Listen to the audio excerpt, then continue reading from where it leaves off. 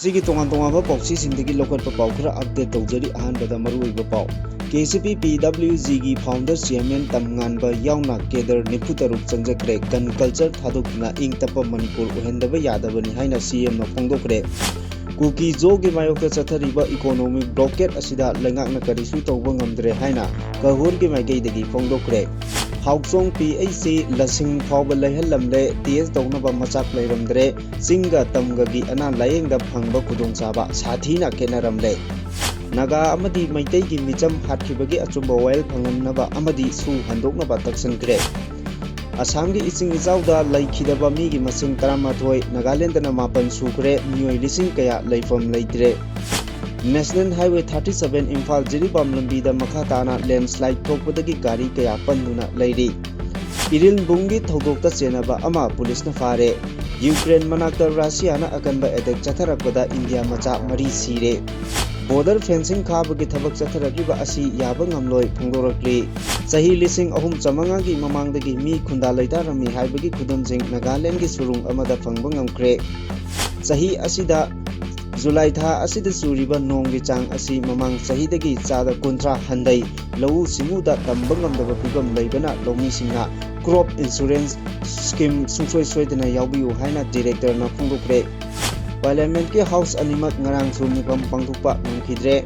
lupa koti 12 rom gi drug delhi dagi fagatle nongju tha yorokbana viral infection kaya punna sandorakle Adomna hojik yengberiba channel asi kanglei pauthang YouTube channel ni channel asida iramdam amadi mapalamgi maru oiba pausingi update taba amadi yengba phangbigani channel asina pau upload tawrakpa matamda adomgi device ta notification uba phangbinaba amadi channel asibu pungning thogatbiba oina sungsoi soidana subscribe tawbiduna bell icon nambiu haijabaga loinana hojik mapung oiba pausing amuk santona pijari Manipurda Kangluki Irang Thoktuna Kangkhong Chaiba Phibam ama lairuraba tungda KCP PWG gi founder chairman Laisram Ranjit Elias Tamnganba sahi angkhaini thoi yauna lup asigi kedar nimfutaruk ngarang Assam Rifles ki khutangda Manipur gi chief minister Yumnam Khemchanda changjakre makhoi nifutaruk surrender tawbagi thorom adu mantri Pukhri gi IGAR South ki complex ta pangthoki Manipur gi home minister Govindas Konthojam chief secretary Punit Kumar Gawel DGP Mukesh Singh 3 Corps gi commander 57 Mountain Division ki commander IGAR South amasung tongan ba security officer kaya susaruk yaki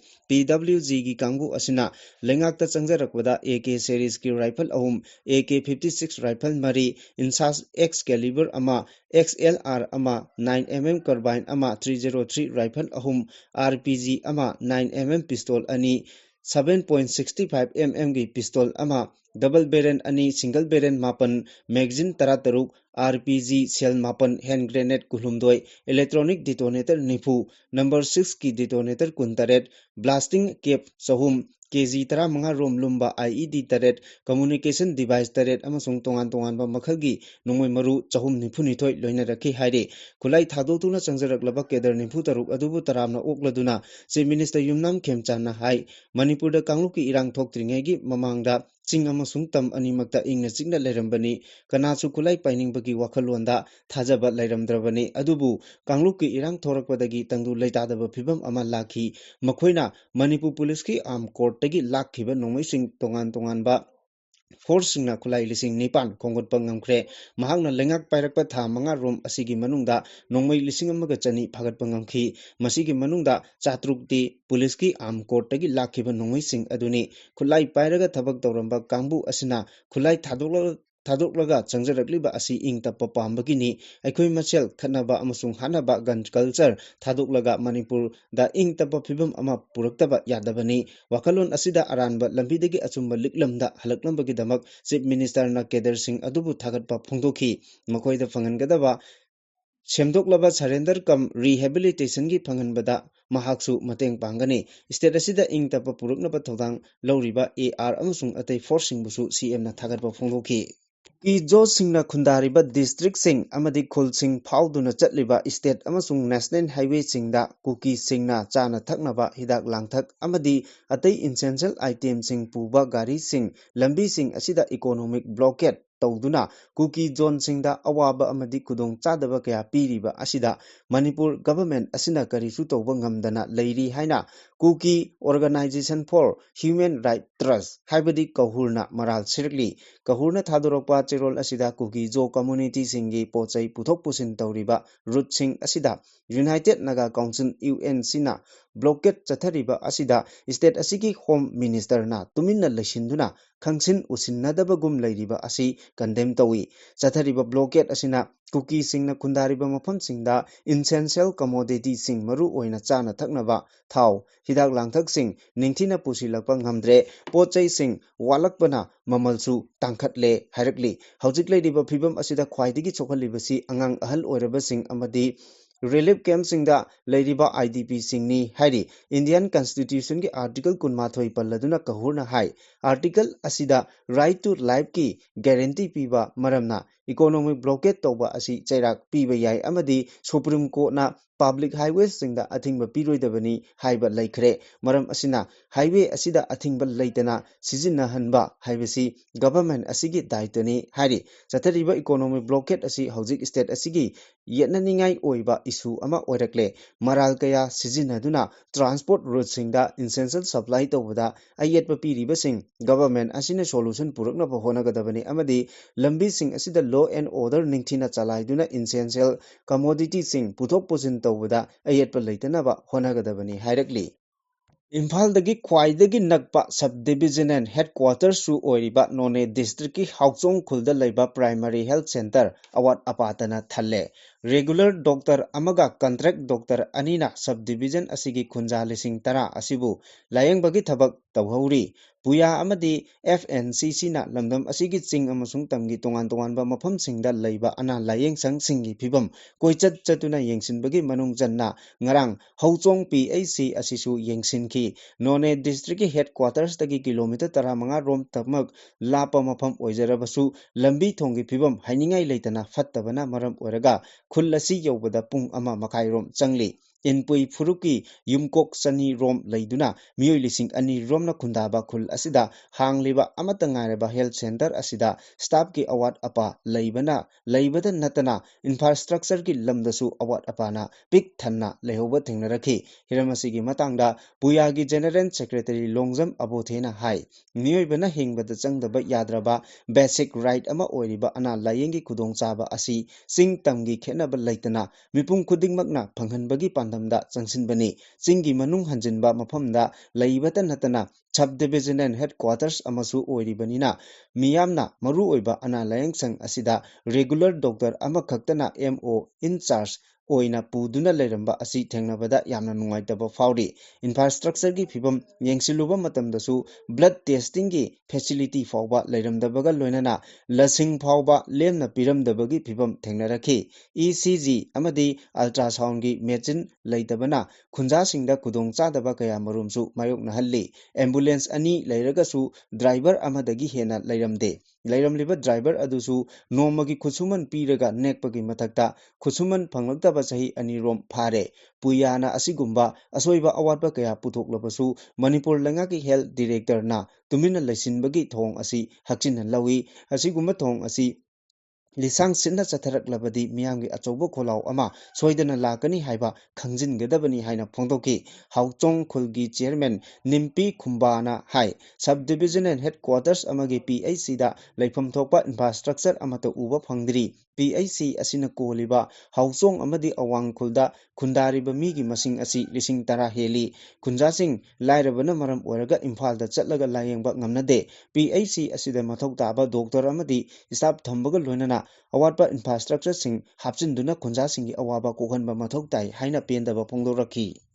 Kuki militant singna Naga amadi Maitai gi micham sing hatkibagi matangda achumba wahel fanganbaga loinana suspension of operation su agreement khudakta handokadabani haina Indigenous Peoples Front Manipur Delhi Maitai Coordination Committee amadi Ima Apunbalup Manipurna Prime Minister da memorandum pisinduna taksinkre Indigenous Peoples Front Manipur gi President Sinauchung Makaun amadi DMCC gi convener Birmani Chanasamna kuyek piraga Prime Minister amasung Union Home Minister da pisin kiba memorandum aduda yauriba maru oiba wafam singdi naga misam taruk tamthiba mongda hat kibagi thong aduna miyamda chauna mipaiba pokalle thodok adu thokiba tha ama helaklabasu chenariba miyoi sing asi puthokpa amata ngamdri naga phurupnadi miyobagi minungsi yenglaga kuki taramari asoi angam yaudana thadokhi kumjali singani manga gi August manga da khudjek pine kiba su agreement ngaklo piraga KNO amadi masiga chatminariba militant group singna yellow phurup singi mathakta ka henba thong chataduna lakli khulai paiba sugi kedar singna Imphal Jiribam da cheliba gari gi driver sing ki han kangan bagi thong chathabaga loinana mayai kaba drug amadi khulai pusilaktuna Manipur bu golden triangle onthoknaba honari haina memorandum aduda palli Haukiba numit kharani asida nong leptana tabana maram oiraga Assamda ichauna sikiba migi masing taramathoi aduga Nagaland na miyoi mapan sukre Assamda ichau khwaidagi hena mayoknariba Upper Assamgi area dana Indian Air Force na miyoi chani hena rescue tokre pawasina makhatana hai haukiba pung kunmari asigi manungda Assamda ichauna miyoi manga laikidaba adugi manungda angang ani yauri haujik phawbada ichau asina miyoi lakh ahum lising humpunitoi chamapan kunthra humdoi leifam leitre Siva Sagar district na khwaidagi hena ichau gi chaitheng phangli district asida ichau mayok nariba migi masing asi lakh ama lising yangkhai taret chatret sumna kuntaret ni aduga charai diok tana mi lakh ama lising mari chamri yangkhai taret jorhat tana lising yangkhai chamapan nifu taret aduga ichau asina mana masing thariba lokpham lam hector lakh taramapan lising marifu taramapan point yangkhai mapan ising thumjin khre yumda yokpa sasan lakh ahumga lising marifu mapan chaitheng mayok nari Brahmaputra Turen asi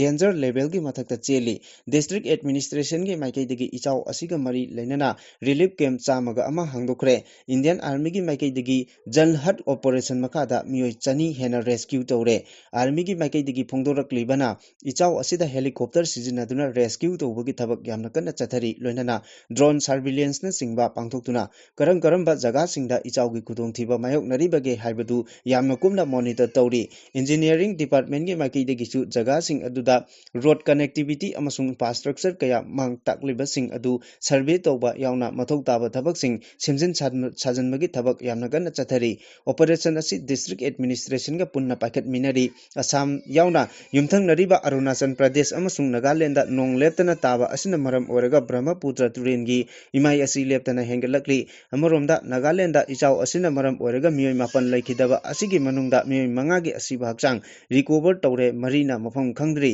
ichau mayok dariba jaga singda rescue operation thabak yamna kana chathari district disaster management authority gi report matung inna ichau asida miyoi lising taret chamri humpu chaitheng mayok nari ising asina district taragi khul mariputra humdoi thumjin khibada natana yum humpu mari amang ata thokre amang ata thokbagi masing asi hengalakpa yana lei sasan kaya amasu sire hari Makha tarakwa pauda state asida nong leptana chubana maram oiraga National Highway 37 Imphal Jiribam lambi gi awangkhul mayaida landslide thoktuna meter yangkhai sangba lambi gi saruk phumjin khibadagi makha tana chatpa yadana leiri chaliba tha asigi tara Nepal dagi khongsang dagi thoklakhiba pochai puba gari sama humputra humdoi none da lambi tatpadagi panduna laikiba adu Imphal yorakpa hokre gari sing aduda seng cement har amadi transport ki oiba pochai sing gari kaya marum yauri amaromda Imphal Jiribam lambi gi awangkhulda landslide thokpadagi phumjin khiba lambi gi saruk adu NHIBC elna machinery sizinaduna lambi chatok chachin yahanaba akanma mongda thabak paikhatli lambi asi athuba matamda one way oirabasu phawnaba yanaba kanna honari haina NHIBCL gi maikai dagi phongdorakli nagal amaromdana landslide tawba asina maram oiraga Jiribam dagi Imphal tamna lakadaba squad yawba gari chamri rom awangkhul manakda haujik panduna leiri masigi mathakta ahenba truck chamanga romsu Jiribamda panduna leiri haina pawasina phongdokli Imphal Jiribam lambi gi saruk ama oiriba Shanti Khunokda mudslide thokpadagi lambi phawnaba yadana leiramba adu NHIBCL na clear toba ngamkhre masigi mathakta ngarang pung 8 makhai rom taba aduwaida Rengpang khulgi CRPF camp manakta highway asigi meter yangkhai rom sangna mudslide torakpadagi lambida chathok chachin yadana leirakhibani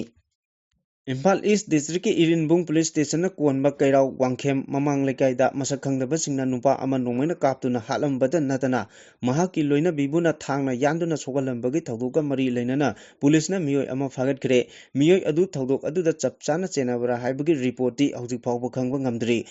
press na phangba pawda thawdok aduga mari leinana ngarang numidang wairam hariba miyoi adu Irinbung police na mayumdagi phagatkhibani miyoi adugi mathakta police na wahang pahang chathaduna thijilebana maram oraga thawdok aduda miyoi adu chenabra natraga chenadabra haiba khangba ngamdri madugi summathakta miyoi adugi maming matha amadi lepham phongdokpasu leitri amaromda miyoi amasu thawdok aduga mari leinana police na lokhatluraba matungda thadorakhare hari panba yabadi thawdok aduda chenariba miyoi sing ngasi phawbagi manungda puthoraktrabadi asiba haksang lowroi haina mihat asigi matangda semkiba JEC na phongdokpa leikrabani Ukraine manakda Genesia Bisaugi Firal Tetpa Jahas Amada Russia na attack chatharakpada India macha crew member mari sire thong adubu yaningdaba phongdokladuna Foreign Ministry na Russia gi New Delhi da leiba Charge the Affairs Vladimir Ledonov kauraga formal oina protest tokre tungda Foreign Ministry na thadorokpa statement amana hai NV Golden Neo koba commercial vessel amada attack chatharakduna mara lejadaba misam hatkibagi matangda nungnangba phongdorokpagi warol punamak Russia Charge the Affairs ta mayek sengna khangankre jahas aduda crew member 38 tongbagi manungda India macha manga yauri Ukraine gi Foreign Minister Andriy Bihasana phongdokhibagi matung innadi Russia gi attack aduda India macha mari amasung Serenian taruk yauna crew member tara punna sikhi hairi hojik oirakleba phibam asigi matangda India gi Ukraine da leiba embassy na mikupna homsingna yengsili amasung awaba taraba singda mateng pangnaba tawrang lokhatle hairi United Naga Council UNC amasung Naga Student Federation NSF na Naga taba mafam singda border fencing toba yaroi haina athingba thamlingai gi chairakta Assam Rifles na Indo-Myanmar border pillar number IT2 dagi border fencing khaba hokre adubu thong asi yaba ngamloi haiduna Ramlal area da Maring organization na phongdorakli RAMO gi President Prakash Maringna hai border pillar number IT2 dagi border pillar number IT9 phawbagi Maringna namna taba area da border fencing khaba yaroi organization asina matam kuina dagi yaningdaba phongdoktuna lakli hiramasigi matangi matangda UNC na Ministry of Home Affairs ka wari chanabasu laikhrabani Naga miyamgi ayaba yaudana AR na MO na konba area da border fencing nongna mukhanaba Home Department na honarakliba asi khudakte lekodabani haina su mahangna makhatana phongdokhi Manipurga yumlonariba Nagaland state ki Nonglak district da leiriba surung amasung rock shelter singda chahilising ohum chamanga romgi mamangda pre-historic human rehabilitation haibadi mi khunda leitarambagi khudamsing archaeologist team amana ikuidana phangbangam khibaga loinana state asigi manglam chatki thokhiba puwari sing nawhongnana puthokpa ngamkhre haire kudam changdam sing asi chahi asigi oina March thada Department of History and Archaeology Nagaland University amasung the Department of Art and Culture Government of Nagaland ga punna khusamnaduna sinkhiba primary archaeological expedition da phangba ngamkhibani hairi research team aduda Professor Tiaosi Jomirna Luchingba Dr. Heme Lathau Dr. Lima Sone Longkumar Archaeological Research Officer Khomeng T. Robinson Huidrom amasung Delhi University ki Dr. Ria Lesisu Saruk Yaki hairi chathakiba expedition aduda Sipur Village Council na chauna mateng pangduna research team aduda Sipur area da leiriba Line milestone gi loiroiba chingmai chingda kupna expedition toba matamda surung manga amadi rock shelter mari masakhang bangamkhi hariba surung amasung rock shelter sing asi mamangda archaeologically oina investigation toba lekhidri hari Mamang chahigi July thada state asida chukhiba nonggi changdagi handagi July thada churiba nonggi chang asina chada kundra hanthai nong singi phibamna maram oiraga longmi singna lau singogi phibamda tambangamdaba phibam ama leiriba asidagi saphana lehownaba crop insurance scheme choidana yawbiu haina DIPR na sinduna paring naina chatharakliba mid the press ki thoronga mari lenana agriculture director Peter Salamna phongdokre DIPR ki auditorium da ngarang pangthokiba mid the press ki thorom aduda ꯑꯦꯒ꯭ꯔꯤꯀꯜꯆꯔꯒꯤ director Peter ꯁꯂꯥꯝꯅ ꯃꯈꯥ ꯇꯥꯅ ꯍꯥꯏꯈꯤꯕꯗ EI ꯃꯤꯅꯣ ꯁꯥꯐꯨꯅ ꯃꯔꯝ ꯑꯣꯏꯔꯒ ꯂꯩꯕꯥꯛ ꯑꯁꯤꯗ ꯅꯣꯡ ꯆꯨꯕꯒꯤ ꯐꯤꯚꯝꯗ ꯑꯍꯣꯡꯕ ꯀꯌꯥ ꯑꯃ ꯂꯥꯛꯂꯤ꯫ ꯃꯁꯤꯒꯤ ꯁꯥꯐꯨ ꯑꯁꯤ ꯃꯅꯤꯄꯨꯔꯗꯁꯨ ꯐꯪꯂꯤ꯫ ꯍꯧꯈꯤꯕ ꯅꯨꯃꯤꯠ ꯈꯔꯅꯤ ꯑꯁꯤꯗ ꯅꯣꯡ ꯈꯔ ꯆꯨꯕ ꯊꯦꯡꯅꯖꯔꯕꯁꯨ ꯃꯄꯨꯡ ꯑꯣꯏꯅ ꯌꯦꯡꯕꯗ ꯍꯟꯗꯛꯀꯤ ꯃꯣꯟꯁꯨꯟ ꯁꯤꯖꯟ ꯑꯁꯤꯗ ꯁ꯭ꯇꯦꯠ ꯑꯁꯤꯗ ꯅꯣꯡ ꯃꯔꯥꯡ ꯀꯥꯏꯅ ꯆꯨꯕ ꯑꯣꯏꯗ꯭ꯔꯤ꯫ ꯃꯃꯥꯡ ꯆꯍꯤꯒ ꯌꯦꯡꯅꯕꯗ ꯍꯧꯈꯤꯕ ꯖꯨꯟ ꯊꯥꯗ ꯅꯣꯡ ꯆꯨꯕꯒꯤ ꯆꯥꯡ ꯑꯁꯤ ꯆꯥꯗ 15 ꯍꯟꯊꯈꯤ꯫ ꯖꯨꯂꯥꯏ ꯊꯥꯗꯅ ꯅꯣꯡ ꯆꯨꯕꯒꯤ ꯆꯥꯡ ꯑꯁꯤ ꯆꯥꯗ 30 ꯍꯟꯊꯔꯦ꯫ ꯅꯣꯡ ꯃꯔꯥꯡ ꯀꯥꯏꯅ ꯆꯨꯗꯕ ꯑꯁꯤꯅ ꯃꯔꯝ ꯑꯣꯏꯔꯒ ꯁ꯭ꯇꯦꯠ ꯑꯁꯤꯗ ꯂꯧ ꯄꯥꯟꯕ ꯌꯥꯗꯕꯒꯤ ꯐꯤꯚꯝ ꯃꯥꯌꯣꯛꯅꯔꯤ꯫ ꯂꯧꯃꯤꯁꯤꯡꯅ ꯊꯦꯡꯅꯔꯤꯕ ꯑꯋꯥꯕꯁꯤꯡ ꯑꯁꯤ ꯌꯦꯡꯂꯒ ꯗꯤꯄꯥꯔꯠꯃꯦꯟꯠꯅ ꯇꯣꯉꯥꯟ-ꯇꯣꯉꯥꯟꯕ ꯊꯧꯔꯥꯡ ꯀꯌꯥ ꯄꯥꯏꯈꯠꯂꯤ꯫ ꯄꯥꯔ ꯗ꯭ꯔꯣꯞ ꯃꯣꯔ ꯀ꯭ꯔꯣꯞ ꯁ꯭ꯀꯤꯝꯒꯤ ꯃꯈꯥꯗ ꯂꯧꯃꯤꯁꯤꯡꯗ ꯂꯨꯄꯥ ꯂꯤꯁꯤꯡ 10,000ꯒꯤ ꯁꯕꯁꯤꯗꯤ ꯄꯤꯗꯨꯅ ꯏꯁꯤꯡ ꯆꯤꯡꯅꯕꯒꯤ ꯄꯝꯞ ꯐꯪꯍꯟꯕ ꯌꯥꯎꯅ ꯊꯕꯛ ꯀꯌꯥꯃꯔꯨꯝ ꯄꯥꯏꯈꯠꯂꯤ꯫ ꯁ꯭ꯀꯤꯝ ꯑꯁꯤꯒꯤ ꯈꯨꯗꯣꯡꯆꯥꯕ ꯑꯁꯤ ꯂꯧꯃꯤꯁꯤꯡꯅ ꯂꯧꯅꯅꯕ ꯍꯣꯠꯅꯕꯤꯌꯨ꯫ ꯃꯁꯤꯒꯤ ꯑꯦꯄ꯭ꯂꯤꯀꯦꯁꯟ ꯗꯤꯁꯇ꯭ꯔꯤꯛꯀꯤ ꯑꯣꯏꯅ ꯂꯩꯔꯤꯕ ꯑꯦꯒ꯭ꯔꯤꯀꯜꯆꯔ ꯑꯣꯐꯤꯁꯔꯁꯤꯡꯒꯤ OC ꯑꯃꯁꯨꯡ ꯑꯦꯒ꯭ꯔꯤꯀꯜꯆꯔꯒꯤ ꯍꯦꯗ ꯑꯣꯐꯤꯁꯇꯒꯤ ꯐꯪꯒꯅꯤ ꯍꯥꯏꯔꯤ꯫ NEETꯒꯤ ꯀꯣꯏꯁꯟ ꯂꯤꯛ ꯑꯣꯏꯕ, ꯗꯦꯜꯂꯤꯗ ꯈꯣꯡꯖꯪ ꯆꯪꯁꯤꯟꯈꯤꯕ ꯃꯍꯩꯔꯣꯏꯁꯤꯡꯗ ꯂꯥꯊꯤ ꯆꯥꯔꯖ ꯇꯧꯈꯤꯕ ꯑꯃꯁꯨꯡ ꯑꯌꯣꯙ꯭ꯌꯥ ꯔꯥꯝ ꯇꯦꯝꯄꯜꯒꯤ ꯗꯣꯅꯦꯁꯟ ꯍꯨꯔꯥꯟꯈꯤꯕꯒꯤ ꯃꯇꯥꯡꯗ ꯑꯣꯄꯣꯖꯤꯁꯟꯅ ꯆꯔꯥꯡꯅꯕ ꯊꯣꯛꯍꯜꯂꯛꯄꯗꯒꯤ ꯉꯔꯥꯡꯁꯨ ꯄꯥꯔꯂꯤꯌꯥꯃꯦꯟꯠꯀꯤ ꯍꯥꯎꯁ ꯑꯅꯤꯃꯛ ꯃꯤꯐꯝ ꯄꯥꯡꯊꯣꯛꯄ ꯌꯥꯈꯤꯗ꯭ꯔꯦ꯫ ꯑꯣꯄꯣꯖꯤꯁꯟꯒꯤ ꯃꯥꯏꯀꯩꯗꯒꯤ ꯍꯥꯏꯔꯤꯕ ꯍꯤꯔꯝꯁꯤꯡ ꯑꯁꯤꯒꯤ ꯃꯇꯥꯡꯗ ꯃꯃꯨꯠ ꯇꯥꯅ ꯈꯟꯅꯁꯤ ꯍꯥꯏꯅ ꯄꯨꯈꯠꯂꯛꯄꯗꯒꯤ ꯂꯣꯛ ꯁꯚꯥꯒꯤ ꯃꯤꯐꯝꯗ ꯑꯀꯥꯏꯕ ꯊꯣꯛꯈꯤ꯫ ꯃꯗꯨꯅ ꯃꯔꯝ ꯑꯣꯏꯔꯒ ꯑꯅꯤꯔꯛ ꯍꯟꯅ ꯑꯦꯗꯖꯣꯔꯟ ꯇꯧꯔꯕ ꯃꯇꯨꯡꯗ ꯉꯔꯥꯡ ꯅꯣꯡꯃꯒꯤ ꯑꯣꯏꯅ ꯍꯥꯎꯁꯀꯤ ꯃꯤꯐꯝ ꯌꯩꯊꯣꯛꯄ ꯇꯥꯈꯤ꯫ ꯍꯥꯎꯁꯅ ꯑꯌꯨꯛ ꯄꯨꯡ 13 ꯇꯥꯕꯗ ꯑꯍꯥꯟꯕ ꯋꯥꯍꯪ ꯂꯧꯈꯠꯂꯛꯄ ꯍꯧꯔꯛꯄꯗ ꯑꯣꯄꯣꯖꯤꯁꯟ ꯃꯦꯝꯕꯔꯁꯤꯡꯅ NEETꯒꯤ ꯀꯣꯏꯁꯟ ꯂꯤꯛ ꯑꯣꯏꯈꯤꯕ ꯑꯃꯁꯨꯡ ꯄꯨꯂꯤꯁꯅ ꯃꯍꯩꯔꯣꯏꯁꯤꯡꯗ ꯂꯥꯊꯤ ꯆꯥꯔꯖ ꯇꯧꯈꯤꯕꯒꯤ ꯃꯇꯥꯡꯗ ꯁ꯭ꯂꯣꯒꯥꯟ ꯂꯥꯎꯔꯛꯈꯤ꯫ ꯃꯤꯐꯝ ꯄꯥꯡꯊꯣꯛꯄ ꯌꯥꯈꯤꯗ꯭ꯔꯕ ꯇꯨꯡꯗ ꯅꯨꯃꯤꯠ ꯌꯨꯡꯕꯗ ꯃꯤꯐꯝ ꯑꯃ ꯆꯠꯊꯅꯕ ꯊꯧꯔꯥꯡ ꯇꯧꯈꯤ꯫ ꯑꯗꯨꯕꯨ ꯃꯍꯩꯔꯣꯏꯁꯤꯡꯗ ꯇꯝꯊꯤꯅ ꯐꯨꯈꯤꯕꯒꯤꯗꯃꯛ ꯄ꯭ꯔꯥꯏꯝ ꯃꯤꯅꯤꯁꯇꯔ ꯅꯔꯦꯟꯗ꯭ꯔ ꯃꯣꯗꯤꯅ ꯂꯥꯜꯂꯦ ꯍꯥꯏꯖꯒꯗꯕ ꯑꯃꯁꯨꯡ ꯍꯣꯝ ꯃꯤꯅꯤꯁꯇꯔ ꯑꯃꯤꯠ ꯁꯥꯍꯅ ꯐꯝ ꯊꯥꯗꯣꯛꯀꯗꯕꯅꯤ ꯍꯥꯏꯅ ꯑꯣꯄꯣꯖꯤꯁꯟꯒꯤ ꯃꯥꯏꯀꯩꯗꯒꯤ ꯂꯥꯎꯔꯛꯈꯤ꯫ ꯁꯦꯟꯇ꯭ꯔꯦꯜ ꯕ꯭ꯌꯨꯔꯣ ꯑꯣꯐ ꯅꯥꯔꯀꯣꯇꯤꯛꯁꯅ ꯃꯥꯂꯦꯝꯒꯤ ꯀꯩꯊꯦꯜꯗ ꯂꯨꯄꯥ ꯀꯣꯇꯤ 12 ꯔꯣꯝꯒꯤ ꯃꯃꯜ ꯑꯣꯏꯒꯗꯕ ꯗ꯭ꯔꯥꯃꯥꯗꯣꯟ ꯍꯥꯏꯗ꯭ꯔꯣꯀ꯭ꯂꯣꯔꯥꯏꯗ ꯇꯦꯕ꯭ꯂꯦꯠ ꯀꯌꯥꯃꯔꯨꯝ ꯉꯔꯥꯡ ꯗꯦꯜꯂꯤꯗꯒꯤ ꯐꯥꯔꯦ ꯍꯥꯏꯔꯤ꯫ ꯄꯨꯟꯅ ꯃꯦꯇ꯭ꯔꯤꯛ ꯇꯟ 30 ꯔꯣꯝꯒꯤ ꯐꯥꯏꯇꯔ ꯗ꯭ꯔꯒ ꯍꯥꯏꯅ ꯈꯪꯅꯕ ꯇꯦꯕ꯭ꯂꯦꯠꯁꯤꯡ ꯑꯗꯨ ꯃꯄꯥꯟꯗ ꯄꯨꯅꯕꯒꯤꯗꯃꯛ ꯗꯦꯜꯂꯤꯗ ꯂꯩꯕ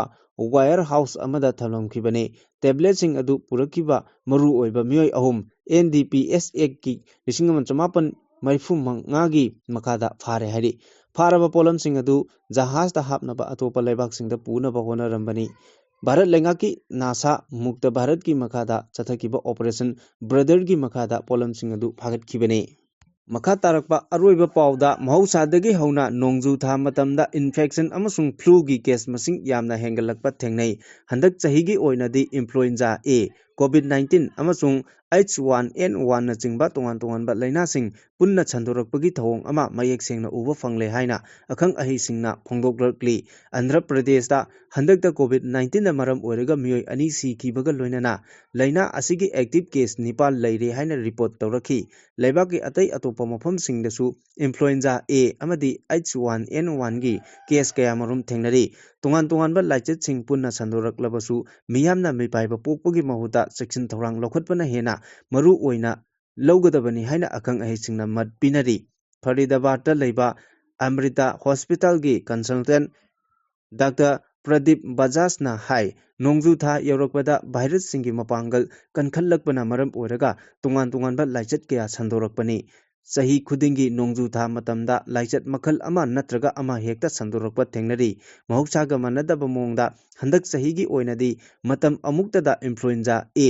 H1N1 ꯑꯃꯗꯤ ꯀꯣꯚꯤꯗ-19 ꯍꯥꯏꯔꯤꯕ ꯂꯩꯅꯥꯁꯤꯡ ꯑꯁꯤ ꯄꯨꯟꯅ ꯁꯟꯗꯣꯔꯛꯄ ꯊꯦꯡꯅꯔꯤ꯫ ꯍꯥꯏꯔꯤꯕ ꯂꯩꯅꯥꯁꯤꯡ ꯑꯁꯤꯒꯤ ꯂꯥꯏꯑꯣꯡ ꯍꯥꯏꯔꯞ ꯃꯥꯟꯅꯕ ꯃꯔꯝꯅ ꯀꯔꯝꯕ ꯂꯩꯅꯥꯅꯣ ꯍꯥꯏꯕꯗꯨ ꯈꯪꯗꯣꯛꯄꯗ ꯋꯥꯅ ꯊꯣꯛꯂꯤ꯫ ꯂꯥꯏꯆꯠ ꯑꯍꯨꯝꯃꯛꯀꯤ ꯃꯔꯨꯑꯣꯏꯕ ꯂꯥꯏꯑꯣꯡꯁꯤꯡꯗꯤ ꯂꯥꯏꯍꯧ ꯍꯧꯕ, ꯈꯅꯥꯎ ꯅꯥꯕ, ꯂꯣꯛ ꯈꯨꯕ, ꯍꯛꯆꯥꯡ ꯊꯤꯟꯗꯣꯛꯄ, ꯀꯣꯛ ꯆꯤꯛꯄ, ꯍꯛꯆꯥꯡ ꯆꯣꯛꯊꯕ ꯑꯃꯁꯨꯡ ꯈꯣꯡ ꯍꯥꯝꯊꯕꯅꯤ꯫ ꯃꯌꯥꯏ ꯑꯣꯏꯔꯞ ꯆꯥꯡꯗꯒꯤꯅ ꯀꯥ ꯍꯦꯟꯕ ꯃꯑꯣꯡꯗ ꯂꯥꯏꯑꯣꯡ ꯎꯠꯊꯣꯔꯛꯄ ꯃꯤꯑꯣꯏꯁꯤꯡ ꯂꯦꯕꯣꯔꯦꯇꯔꯤꯗ ꯆꯥꯡꯌꯦꯡ ꯇꯧꯗꯨꯅ ꯀꯔꯝꯕ ꯃꯈꯜꯒꯤ ꯂꯩꯅꯥꯅꯣ ꯍꯥꯏꯕꯗꯨ ꯈꯪꯗꯣꯛꯄ ꯌꯥꯝꯅꯃꯛ ꯃꯊꯧ ꯇꯥꯏ ꯍꯥꯏꯅ ꯐꯣꯡꯗꯣꯛꯈꯤ꯫ ꯗꯥꯛꯇꯔ ꯕꯖꯥꯔꯅ ꯃꯈꯥ ꯇꯥꯅ ꯐꯣꯡꯗꯣꯛꯄꯗ ꯅꯣꯡꯖꯨ ꯊꯥ ꯃꯇꯝꯗ ꯇꯣꯉꯥꯟ-ꯇꯣꯉꯥꯟꯕ ꯚꯥꯏꯔꯦꯜ ꯏꯟꯐꯦꯛꯁꯟ ꯁꯟꯗꯣꯔꯛꯄꯒꯤ ꯊꯧꯑꯣꯡ ꯑꯁꯤ ꯊꯣꯏꯗꯣꯛꯅ ꯉꯛꯅꯤꯡꯉꯥꯏ ꯑꯣꯏꯗꯦ꯫ ꯑꯣꯐꯤꯁ, ꯁ꯭ꯀꯨꯜ, ꯃꯥꯜ ꯑꯃꯗꯤ ꯄꯕ꯭ꯂꯤꯛ ꯇ꯭ꯔꯥꯟꯁꯄꯣꯔꯠꯇ ꯃꯤ ꯀꯥ ꯍꯦꯟꯅ ꯆꯤꯟꯕ ꯃꯔꯝꯅ ꯃꯤꯑꯣꯏꯕ ꯑꯃꯗꯒꯤ ꯑꯇꯣꯞꯄ ꯃꯤꯑꯣꯏ ꯑꯃꯗ ꯌꯥꯝꯅ ꯂꯥꯏꯅ ꯂꯩꯅꯥꯁꯤꯡ ꯑꯁꯤ ꯁꯟꯗꯣꯛꯄ ꯉꯝꯃꯤ꯫ ꯑꯗꯨꯝ ꯑꯣꯏꯅꯃꯛ ꯍꯟꯗꯛ ꯆꯍꯤꯒꯤ ꯑꯣꯏꯅ ꯏꯟꯗꯤꯌꯥꯗ ꯁꯟꯗꯣꯔꯛꯂꯤꯕ ꯀꯣꯚꯤꯗ-19ꯒꯤ ꯂꯥꯏꯆꯠ ꯑꯁꯤ ꯊꯣꯏꯗꯣꯛꯅ ꯈꯨꯗꯣꯡꯊꯤꯅꯤꯡꯉꯥꯏꯗꯤ ꯑꯣꯏꯗꯦ꯫